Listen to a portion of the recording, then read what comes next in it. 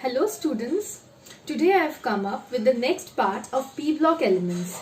This is basically the last part of P block elements. So today basically I will complete the chapter of P block elements. So today the portion which was left was from group 15 elements, the oxides and halides of group 15 elements. So today after doing this part, the chapter of P block elements will be completed. Okay, so let's start with the P block elements last part. Okay, so I'll start with the halides today.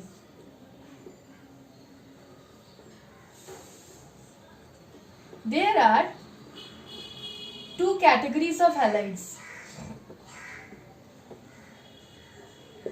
The trihalides and the pentahalides. Please pardon me for the pen. I'll just change the pen, okay?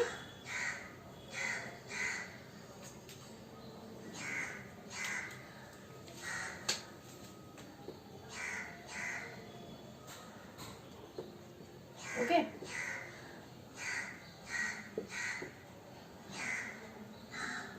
Trihalides and pentahalides.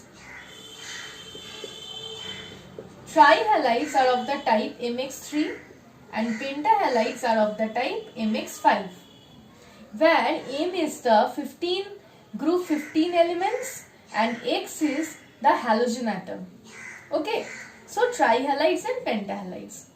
So first I will come up with the trihalides.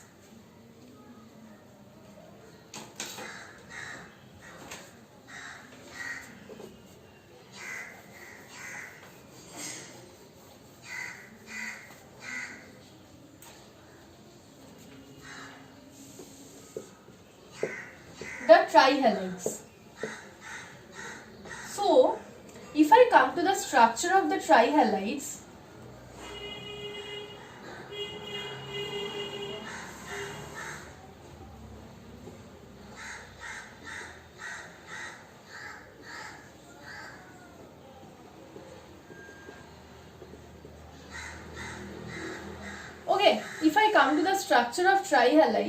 then when this is the structure of trihalides, where this is the group 15 element and these are the halogen atoms.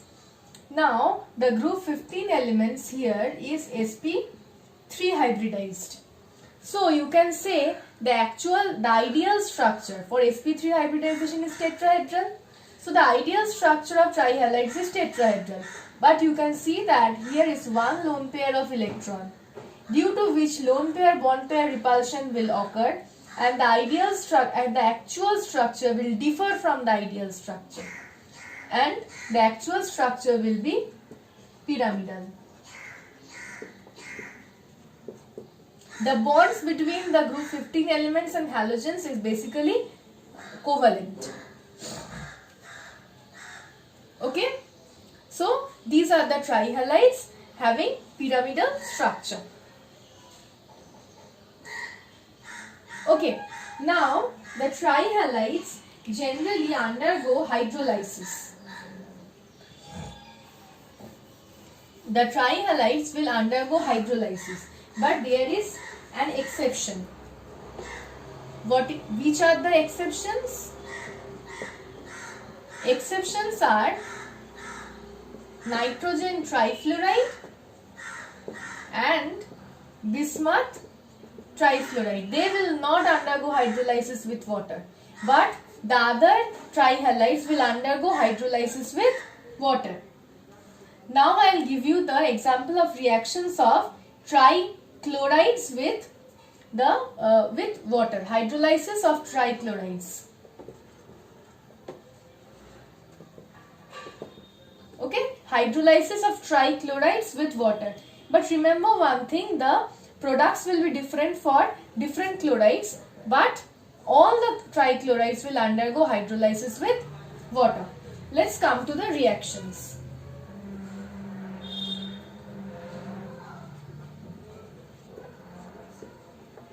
I'm directly balancing it, okay? So, nitrogen trichloride will react with water to form ammonia and along with that 3HOCl. Okay? Now, phosphorus trichloride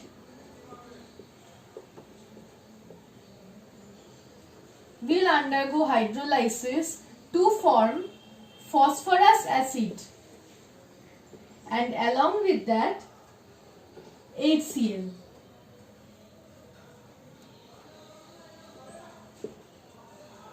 Now arsenic trichloride will react with water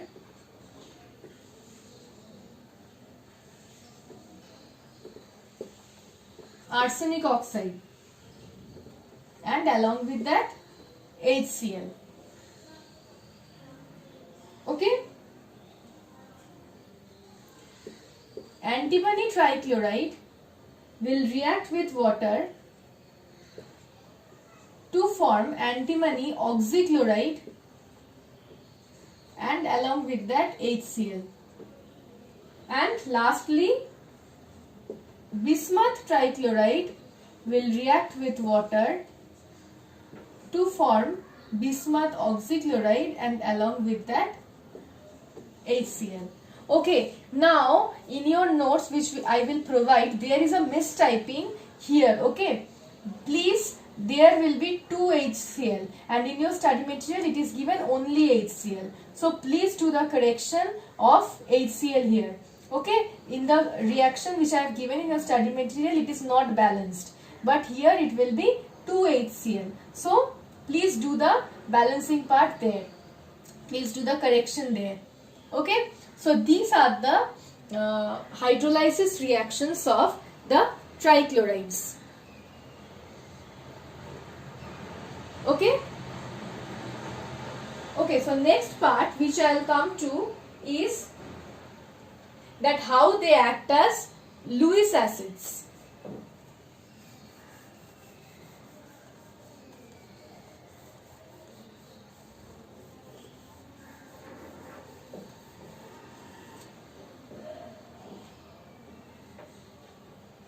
The trihalides of phosphorus, arsenic and antimony act as Lewis acids.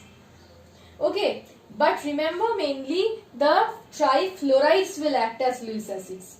Okay, so trihalides of phosphorus, arsenic and antimony will act as Lewis acids, mainly the trifluorides. They will react with Lewis bases. For example, here PF3 reacts with F2 forming PF5. SB F3 reacts with 2 fluoride ions to form SbF5 minus. Okay, so these are more or less about the trihalides. Now I will come to the pentahalides.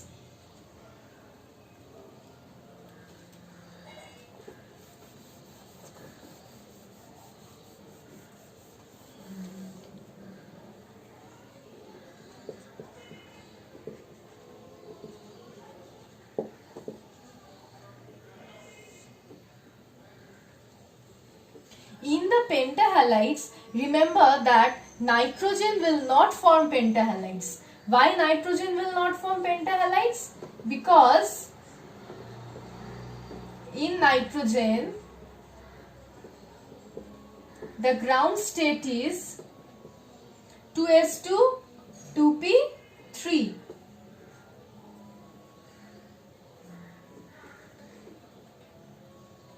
Nitrogen, there will not be any excited state. Why?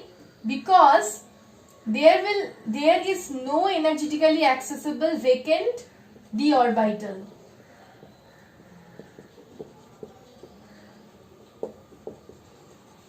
See, here there are 3 electron deficiency. So 3 halogen atoms will give 3 electrons and will form 3 sigma bonds. So only trihalides are possible for nitrogen. For becoming pentahalide, nitrogen atom has to go into the excited state where one electron from 2s orbital will get excited to the energetically accessible vacant d orbital. But nitrogen do not have any vacant d orbital. So excitation of electron from 2s to any d orbital is not possible. Nitrogen only has 2s and 2p orbitals. So three vacant orbitals here will combine with the 3 halogen atoms to form 3 sigma bonds. But in case of phosphorus, the ground state is 3s2 3p3. See, here phosphorus will form 3 sigma bonds with the 3. Let's consider chlorine atoms and will form PCl3, and phosphorus in the excited state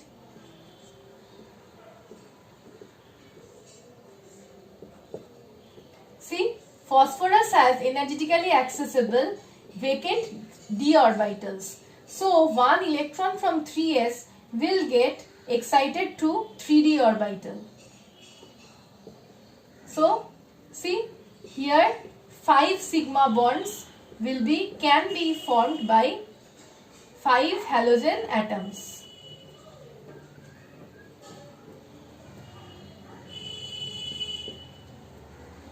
So nitrogen cannot form for pentahalides, but all the other members of this group will form pentahalides. And see, if they are forming pentahalides, what is the hybridization? sp3d. So for showing the structure, I have to rub this part. sp3d means the ideal structure will be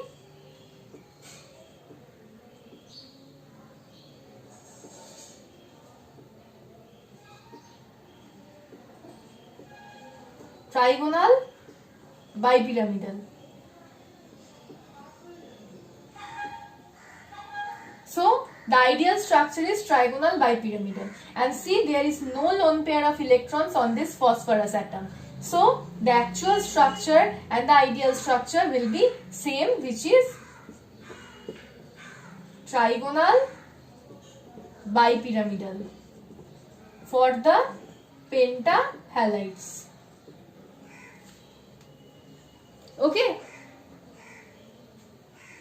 Okay, these are all about the halides. Now I'll start with the oxides. In the oxides, under the oxides, the most important part is just the structure of the nitrogen and phosphorus oxides. So our heading is oxide. Oxides are also of two types: trioxides and pentaoxides, although nitrogen forms a range of oxides. The reason for nitrogen forming a range of oxides is because of p-pi multiple bonding. Nitrogen can form p-pi multiple bonds, but the others will not form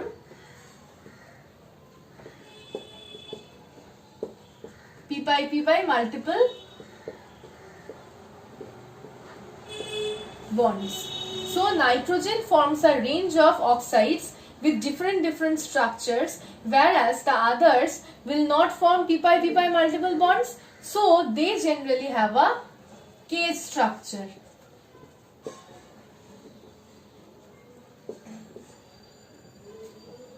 Okay?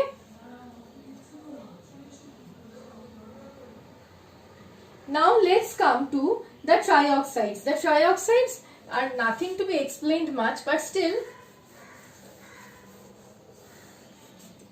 the acidity of the trioxide decreases down the group. How it decreases? Nitrogen, phosphorus, arsenic oxides are acidic in nature. Antimony oxide means trioxide. Antimony trioxide is amphoteric in nature. Sorry, the spelling. Whereas bismuth trioxide is basic in nature. So we can say that the acidity of the trioxides decreases down the group. Now about the pentaoxides. For the pentaoxides also, the acidity decreases down the group. As we move from nitrogen to bismuth, the acidity will decrease. Also, you can say the stability of the pentaoxides will decrease down the group. Why? Because oxygen is a small atom and oxide anion is also a small anion. But as we move down the group, the atomic size of the group 15 elements increases. And so, as the atomic size increases, there is a mismatch of orbital. Due to the mismatch of orbital for bond formation, the bond between oxygen and bismuth, becomes weak because there is a mismatch of orbital between the small oxide and the big atom of bismuth. So the bond between oxygen and bismuth becomes weak. So as we move down the group, the bond between oxygen and the group 15 elements becomes weaker. Since the bond becomes weaker, it becomes very easy to break that bond. And so the stability decreases down the group. Okay. So these are about the trioxides and pentaoxides. Now I will come to the structures of nitrogen oxides and phosphorus oxides. So let's come to the structures. First I will start with nitric oxide. Nitric oxide.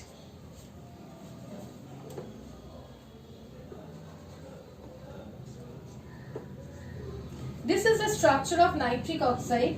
Here it's better if you show the lone pairs. Okay, this is nitric oxide. Next is nitrous oxide.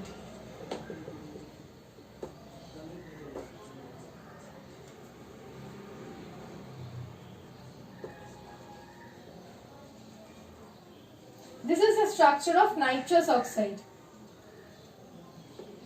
It's better if you show the lone pairs. The next structure which I will come to is nitrogen dioxide.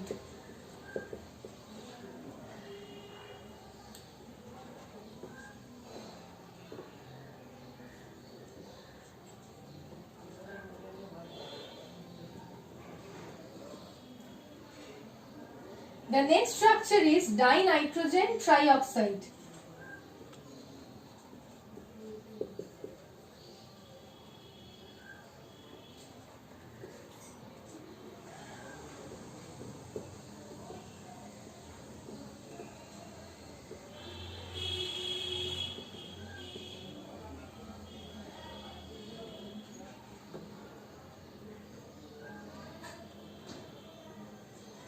And here is one lone pair.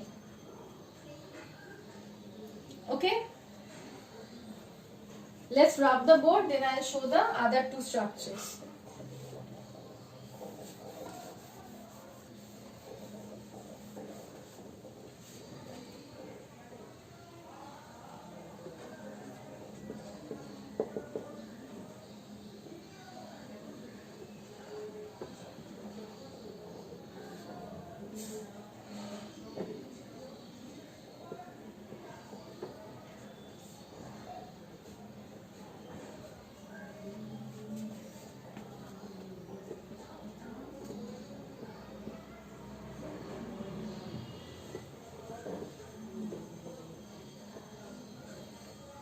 Okay, this is the structure of dinitrogen tetroxide. And finally, I will come to the structure of dinitrogen pentoxide.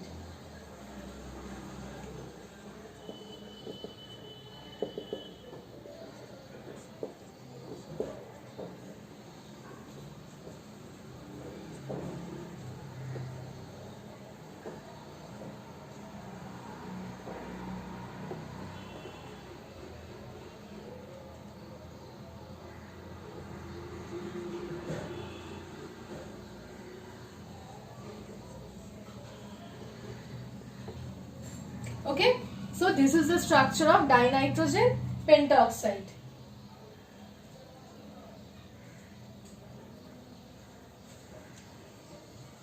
Okay, these are the structures of oxides of nitrogen. Now I will come to the oxides of phosphorus. Phosphorus trioxide. See, this has a cage-like structure. Just follow how I am drawing this diagram.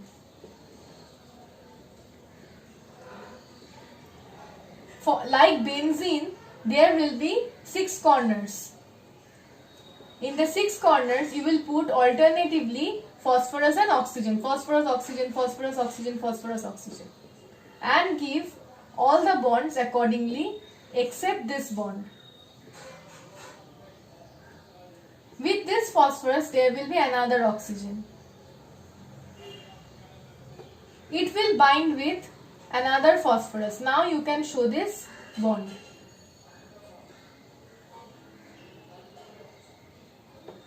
Here is one oxygen with this phosphorus, which will bind with this phosphorus again, and another oxygen which will bind with this phosphorus. So this is the structure of phosphorus trioxide.